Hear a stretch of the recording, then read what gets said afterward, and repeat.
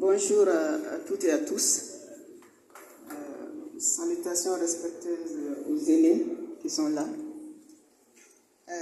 Bandjougou a improvisé, d'autres avant moi l'ont fait. Je vais essayer aussi.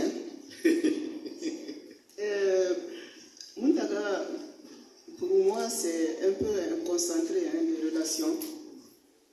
D'abord, c'est mon neveu. Il m'appelle Tanti, c'est effectivement mon neveu, parce que je suis l'épouse de Ousmane Oussinatou Adiboutal. Donc, c'est comme ça qu'on se retrouve en famille. Il est aussi mon jeune frère, parce qu'il est l'ami de mon défunt frère Célina Alisso. Mais c'est aussi un camarade de lutte. Je me rappelle l'historique marche du 30 décembre 1990, où nous étions juchés sur la bâchée à la place Candide, qu'on a baptisée à la suite et place de la démocratie. Et monsieur l'auteur, il y a une photo qui manque à votre livre. Il faudrait l'ajouter. C'est cette photo-là. Voilà. Nous étions ensemble et nous avons pris la parole au nom des associations démocratiques pour réclamer la démocratie. Et c'était démocratie Isambé Sambé. Et pour préparer cette marche, pour organiser cette marche, Muntaga et du côté du Sénit et Père à son âme, Soumelou Boué Maïga ont joué un rôle extrêmement important. C'est eux qui étaient à la manœuvre, c'est eux qui ont pu manager tout ça, faire en sorte que tout ce monde-là, toutes ces associations démocratiques se retrouvent pour pouvoir organiser cette marche historique. Donc, je lui dois cette reconnaissance-là aujourd'hui. Et Muntaga a été aussi un adversaire politique pour moi, parce que tout le monde le sait, je suis de l'ADEMA PSG, et la rivalité ADEMA-Sénic, elle est connue. Et je retiens dans cette adversité, mais toujours dans la plus grande courtoisie, évidemment, je retiens dans cette adversité que lorsque j'étais gouverneur du district de Bamako, les premières élections communales qu'il y a eu, l'ADEMA, mon parti, a eu la majorité des élus au niveau de toutes les communes du district de Bamako. Mais bon, Muntaga a, je dirais, manœuvré avec d'autres camarades pour réussir à avoir les maires dans les communes, à part la commune 4. L'ADEMA s'est retrouvée sur les 6 communes. L'ADEMA n'a eu que la commune 4 comme maire. Voilà. Donc ça a été difficile pour le gouverneur que j'étais, parce que les élus du Sénit contestaient ma légitimité et il fallait jouer très serré, etc. Bon, mais enfin, on y est arrivé, il n'y a pas eu véritablement de clash. L'autre expérience que je retiens, c'est Muntaga député. Muntaga député a eu, avec son groupe, à m'interpeller lorsque j'étais ministre des Affaires étrangères. Ouais. Donc là aussi, ça a été une passe d'armes, mais vraiment dans les règles républicaines, dans le respect des règles républicaines, et c'est ce qui doit être surtout retenu. Et enfin, en termes de compagnonnage, c'est au sein du M5 RFP Malikoura.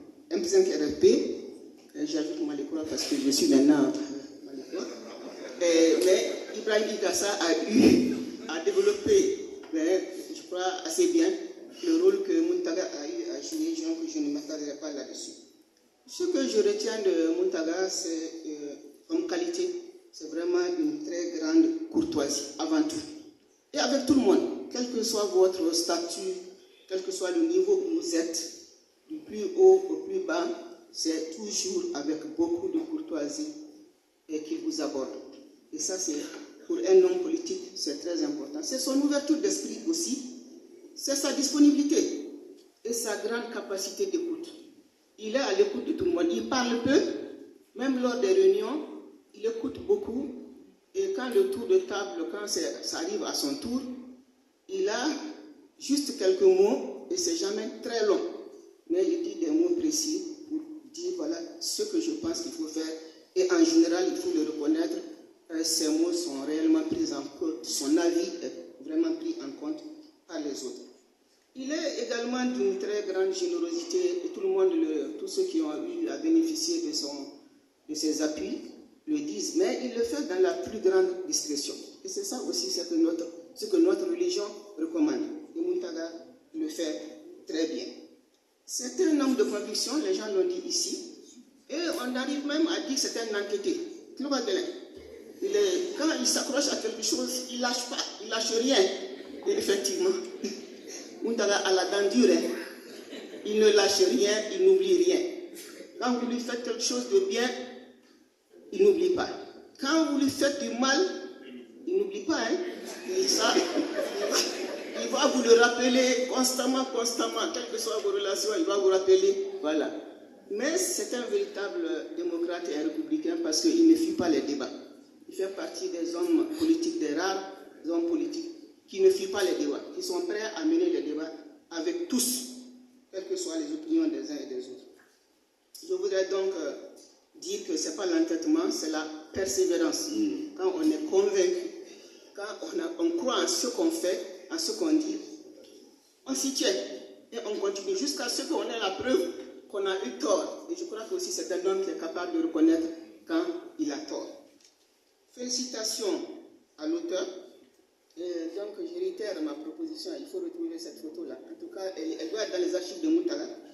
Et je l'ai aussi.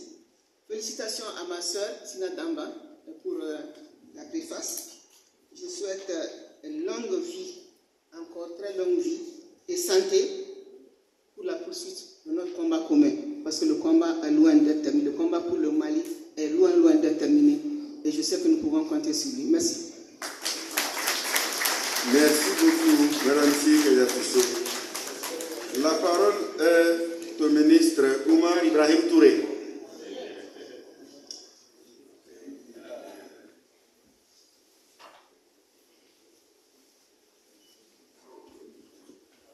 Merci beaucoup, Banagou. C'est vraiment une surprise. Mais